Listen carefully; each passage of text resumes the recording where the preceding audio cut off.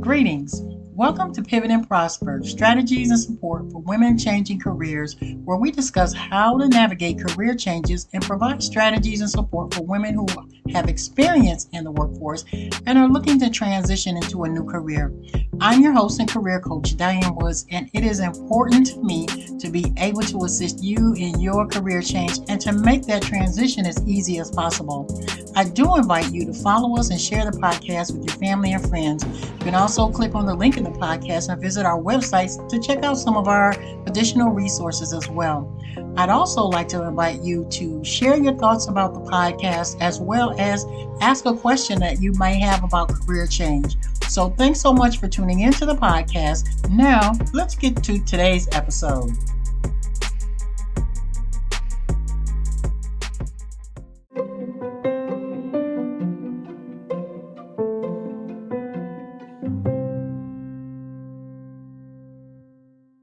In today's podcast, we are going to discuss developing work relationships while changing careers. Now, I'm going to share with you a few strategies for building workplace relationships, some pitfalls to look out for, and how to overcome those pitfalls. That is very, very important to have a plan on how to overcome something, especially if I give you the information, you really want to know what to do to overcome that. But before we jump into some of those strategies, you need to have an idea of some types of basic relationships as you get to know people in your circles, especially in the workplace, and to know the difference between professional relationships and personal relationships. So I'm just going to give you a couple of relationship types in our personal relationships, and it can go for professional as well. So there are three that I want to talk about right now, and that's acquaintances, casual, close relationships. Now, there are intimate relationships, but that's not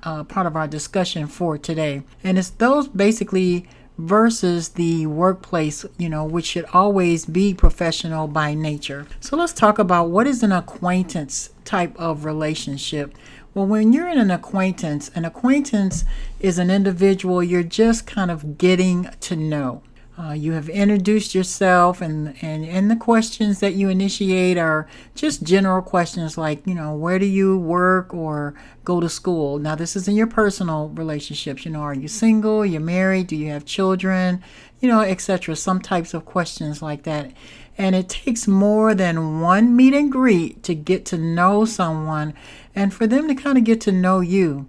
Now, when you are friends with people to whom you have that close, active, fond relationship, that is not considered as an acquaintance. Those go a lot deeper, and it's more than just answering a few surface questions. Now, on occasion, you might find yourself at a meeting or a conference all day or a weekend retreat or something with strangers, and this is a time where the conversation should always be kept light.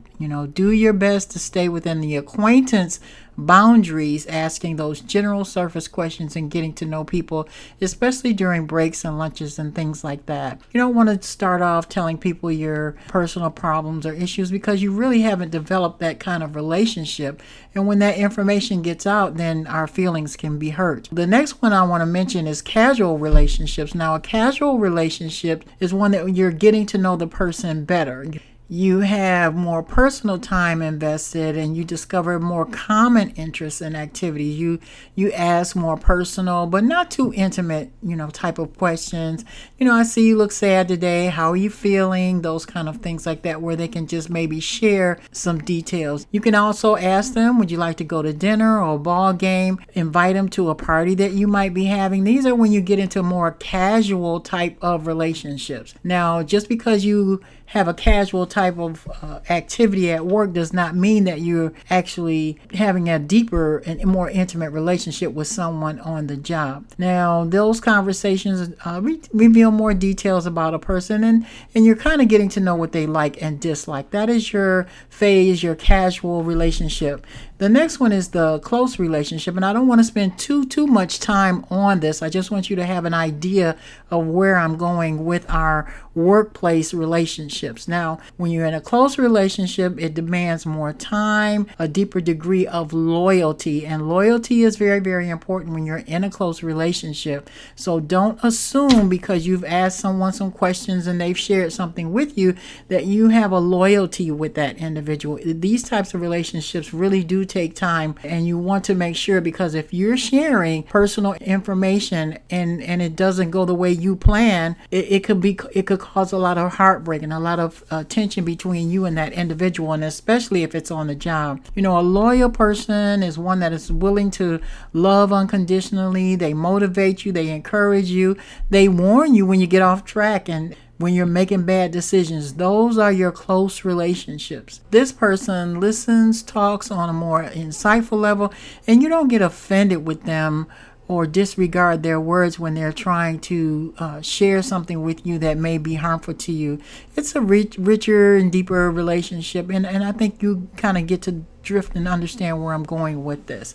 So it's really important to know what those levels of relationships are before you jump ahead and get into thinking you're in a deeper relationship. And when you get into that close relationship, it's a mutual relationship. It's not a one-sided relationship where you're doing all of the giving, talking, doing, and everything, and they're not reciprocating that same type of relationship. So you can kind of judge your relationships based on that. So let's go ahead and get right back to what I was talking about, the strategies of building new workplace relationships, especially when you are changing careers. Now, the first thing you want to do, there's 4 tips for these strategies in the workplace relationships and building that. And the first one is to be proactive. Take the initiative to introduce yourself to your colleagues, those that you're working with, and especially if they don't have somebody that takes you around the office and introduce you to other people.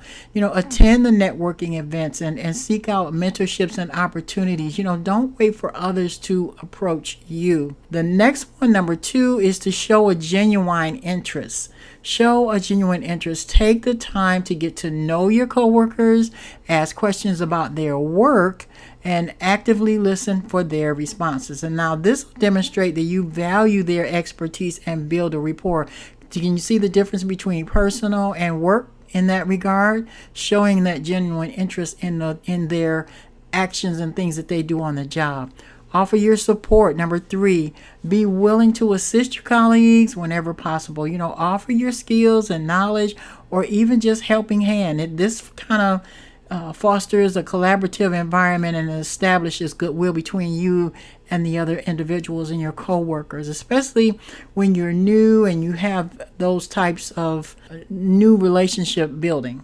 Number 4, you want to seek out a mentorship. Now, it doesn't necessarily have to be someone in the job. It can be a mentor that is outside of that career, someone within your field that can kind of guide you through this transition that you're going through right now. Those are 4 tips that I want to share with you about the new workplace relationship. Now let's discuss some of the common pitfalls when building work relationships during a career change. And these are some of the challenges that you really should be aware of. The first one is feeling insecure. Now, many women changing careers experience insecurity, feeling like you don't belong or you're not qualified enough. And this can really hinder your confidence and prevent you from engaging fully with your colleagues. It can cause you to draw back. Number 2, you can be overcompensating. That means that you feel the need to overcompensate for your lack of maybe experience in this new field that you're moving into. Now, this causes you to take excessive workloads, avoid seeking help, or try to prove yourself constantly, and that can lead you to burnout and stress, and you really don't need to do that. You really just need to be yourself. Lack of networking is important, but if you never network with individuals, you may be missing out on some opportunities and support from that professional group that you need to when you're changing that career. And number 4 is the stereotypes and biases. Unfortunately, women, their biases still exist in some workplaces, not all of them, but in some. And you, as an experienced woman, may face these challenges related to ageism or stereotypes or assumptions about your career motivations. It's important to stay positive, resilient, and really challenge these biases when you encounter them. Now, overcoming these challenges requires a combination of kind of self-awareness and some proactive steps. So here are some strategies for overcoming some of those pitfalls. You want to embrace your strength.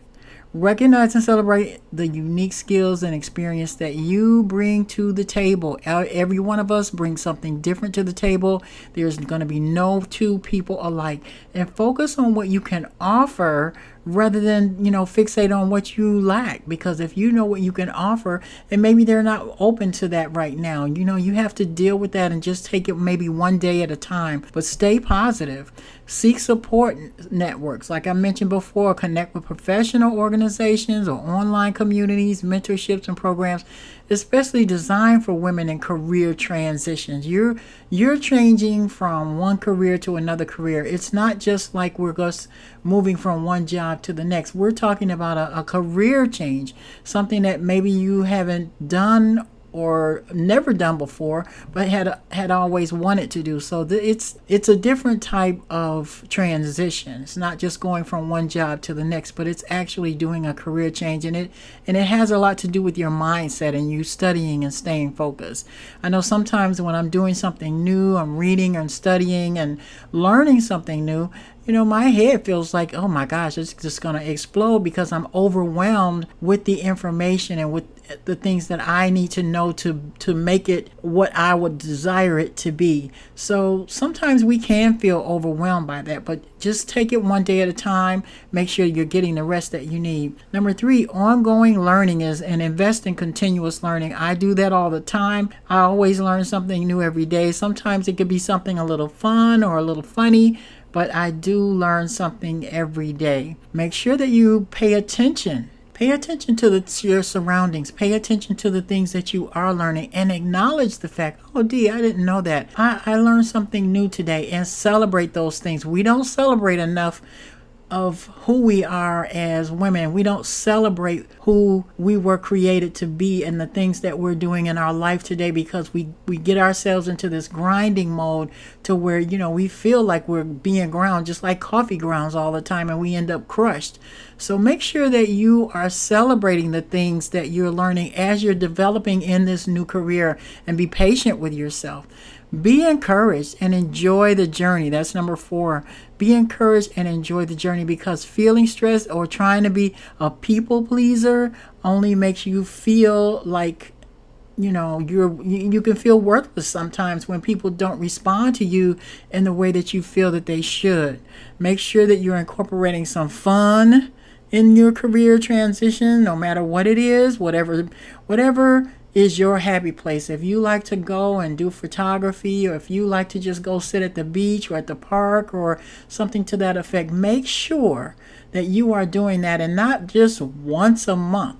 Make sure that you're doing it and trying to incorporate a little bit of that in at least once a week or in sometime during the week. If it's binge watching your favorite show or eating popcorn or enjoying company of others, make sure that you're doing that. Make sure that you have that in your life, because we only go this way one time. So we don't want to feel like, oh my gosh, this is just such a grind and I'm so unhappy. So make sure that you stay encouraged, and make sure you do some fun things along the way, and keep your hobbies and the things that you enjoy in your happy place. Keep those intact and get rest. Make sure that you're resting. Make sure that you're getting enough sleep and not being overwhelmed by life itself. So those are my tips for today. I hope that they were helpful for you. I'd like to thank you so much for tuning in to the podcast, and please feel free to share your thoughts and ask questions about career change. I would really love to hear from you, because maybe your question would be a question that someone else is thinking about, and I will be able to share some insights and strategies on the things that you can do. So please feel free to put in wherever you're listening from, make a comment or at least ask a question so that we can continue to, reach and continue to meet the needs that you have as women changing career. So I hope these were helpful for you. I'm your host, Diane Woods, your career change coach, and you have a great one.